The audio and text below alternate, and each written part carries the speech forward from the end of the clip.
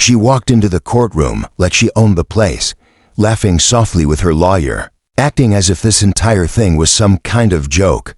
But I sat there with my daughter Leela, holding her trembling hand, knowing the truth was about to speak, louder than her cruelty ever could. Leela was born with a rare nerve condition. She couldn't always explain her pain, but I knew when something was wrong. A few weeks ago, Karen's son had pushed Leela on the school playground. She hit the ground hard and immediately screamed, unable to move her left leg. We rushed her to the emergency room where doctors scheduled an MRI.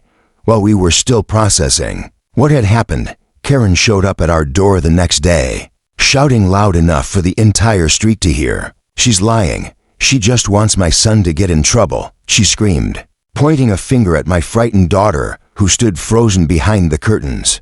That was the final straw for me.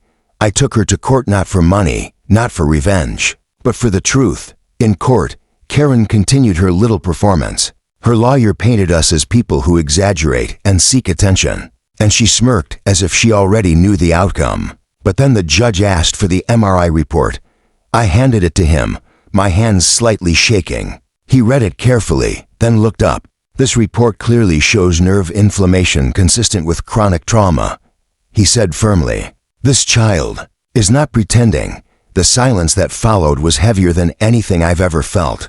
Karen's face dropped, the smirk vanished, but the real twist came when the judge added, "And this isn't the first time your son has been involved in similar complaints, Ms. Karen. The school records confirm it." Karen's eyes widened, and her lawyer leaned in with panic. Not only was she forced to apologize publicly, but the school launched an internal investigation. Karen tried to look away from us as we walked out, but I made sure Leela saw that justice can exist. As we reached the parking lot, Leela whispered, "Mom, I feel strong today." That moment made everything worth it. Now tell me, if someone tried to silence your child's pain, would you stay quiet?